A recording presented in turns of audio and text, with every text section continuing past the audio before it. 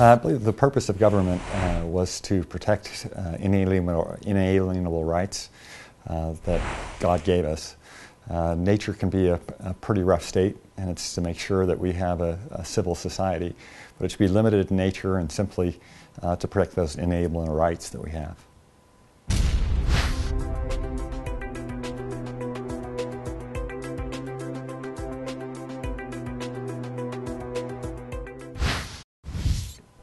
The only role that government should have in job creation is to make sure that it maintains a neutral playing field, making sure that we have no corruptions, that the laws are applied fairly, that there is basically a civil society.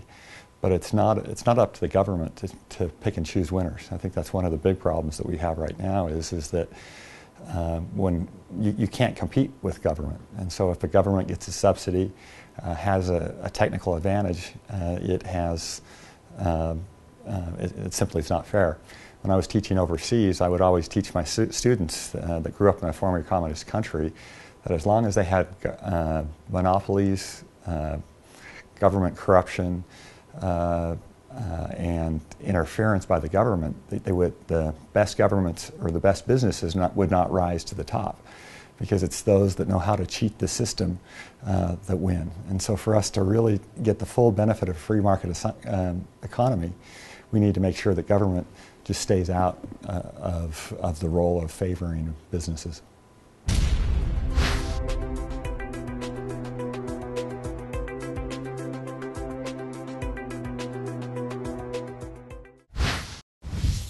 I think it's important that everybody plays a role in taxation. If you're not taxed, there's no benefit for an individual to request that taxes decrease, and so they become over-reliant. So the number one thing I think that's important is to make sure that everybody has a stake in the game of taxes, so that there's a push to make sure that we reduce taxes.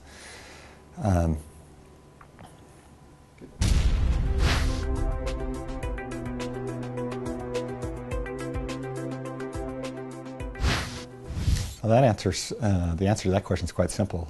It should play no role in the education of government. That's what we have, a Utah Constitution that specifically talks about education, and I believe that it's primarily a parent's responsibility to give as many options to the parents. So the federal government should play absolutely no role.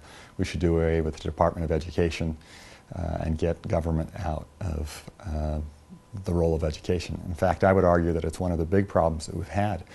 You look at this last election, presidential election, it was the 18 to 30-year-olds that overwhelmingly voted for President Obama, that we haven't been teaching the correct principles in education. But that's primarily because the federal government has come in and told us what we can and can't teach. I think the people of the state of Utah know they have certain values, they understand the Constitution, and if we're left alone, we'll provide the best education possible.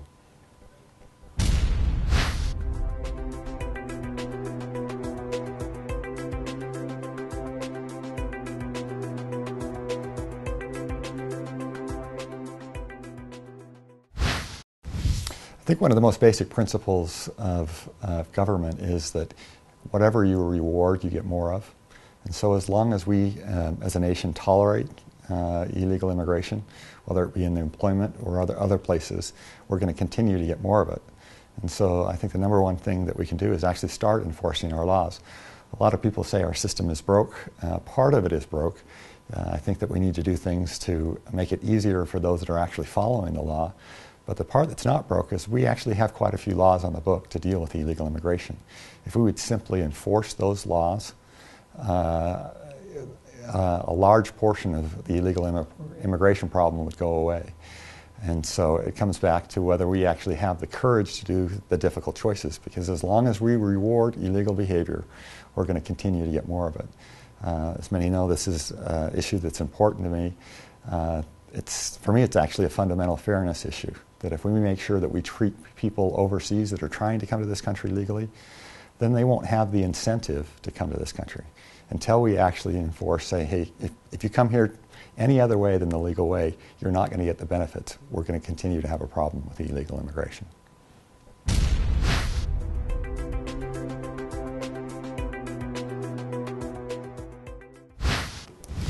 One of the many blessings that we have in this country is we've been blessed with an abundant amount of resources. Unfortunately, we haven't been allowed to access those. You have states like Utah, where 67% of the land is controlled by the federal government. We're kind of at the beck and mercy of the federal government. That's not how it was meant to be. In the state of Utah, Colorado, and Wyoming, we have more oil than in the entire Middle East. In fact, I believe that the only way out of our current economic crisis that we have and the debt crisis that we have is to actually start using our natural resources. I believe there's a very short window for us to be able to do it. But we must get back to the basic principles of being self-sufficient, and energy is one of those. It makes absolutely no sense that we're spending our money overseas to our enemies. That makes it so that we kind of have to get involved around the world. When we have plenty of natural resources here, it's absolutely foolish that we're not bringing in the Keystone Pipeline from Canada, even though it's foreign oil. They're a friendly neighbor, and they're actually confused on why we don't want it. But if you'd reduce energy costs in this nation, it's like an instant tax cut that doesn't have to be offset. And we're in such a financial mess that I truly believe that it's the only way out of our current problems. I want Utah to be like North Dakota, where they have 2% unemployment and paying $20 at McDonald's.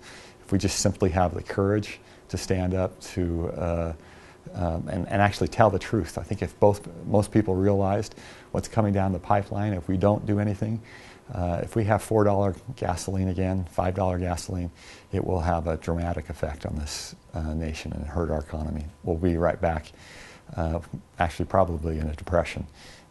And again, as I said, I think it's the only way out of our national debt.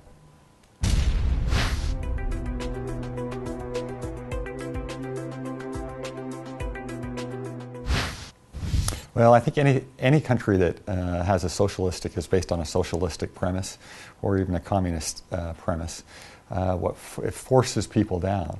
American exceptionalism is that you have the opportunity to fail and try, but you also have the opportunity to succeed and get the benefits of that success. I lived considerably, 5 years of my life overseas, primarily in former communist and socialist countries. And I can tell you it's actually depressing for a lot of individuals because it's a permanent class. It makes it very difficult to switch classes. People that are born into the lower class always stay in the lower class. I think part of the American dream is that dream to be able to say, hey, if I work hard, if I put a new idea, if I get a little bit of luck, I can actually change my place. This economic time's been hard for me. I've gone up and I've gone down, but what keeps me going is knowing that I can go back up and fulfill my dreams and start a new business and provide better for my family. But to me, that's the American dream, is the ability to be able to try. So I think you look at what's happened to Western Europe, communist nations, or anywhere where there's a dictatorship, the Middle East and those type of countries. I think it's very difficult to achieve American exceptionalism. Well, you can't achieve American exceptionalism there, but we have the perfect system to reach our full potential.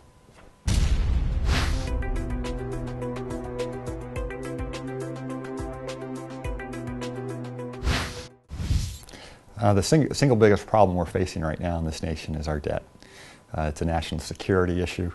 It is actually making us in bondage. It's taking away the future of our children.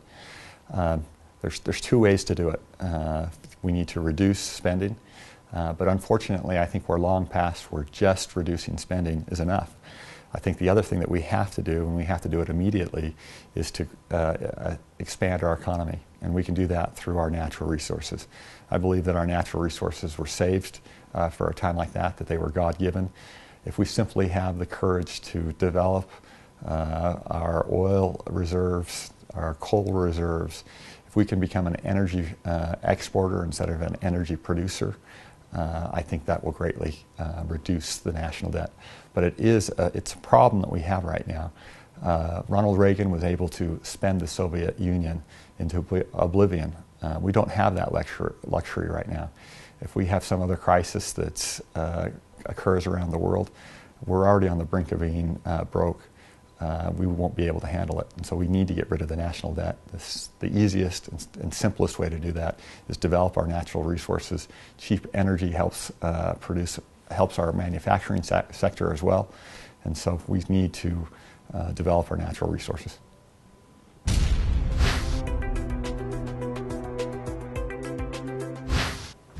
Well, you look at the Jefferson's original meeting of separation of church and state. It was actually supposed to protect religion from the federal government. That's the original interpretation. It's not to protect the federal government from religious influences or moral influences or character influences. It was actually to keep the federal government away from interfering with churches. And again, so that's the original definition of separation of church and state. You look at the Founding Fathers, they believed very strongly, John Adams said that our system of government was only for a moral society. It was wholly inadequate for any others. You look at individuals such as Alex de Tocqueville that said, if America ceases to be good, it'll cease to be great. You take away American morality and our system simply does not work. Benjamin Franklin said, as we become less righteous, we have more need of masters. And so the only way for us to make sure that we maintain our freedoms is to make sure that we stay a moral people.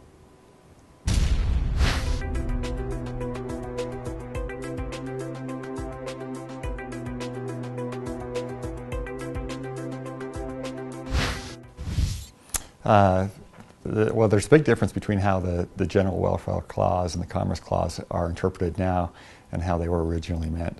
The General Welfare Clause actually meant if it applies to one, it should apply to everyone. So in other words, there were only supposed to be programs that everyone benefited from, not specific individuals. The Commerce Clause was supposed to be commerce between states, not commerce within a state you look at Wicker versus Filborn, where a farmer that was using wheat was growing wheat simply for his family. I think that was one of the most egregious expansions of the Commerce Clause, because under that definition you can make sure that everything is under purview of the federal government.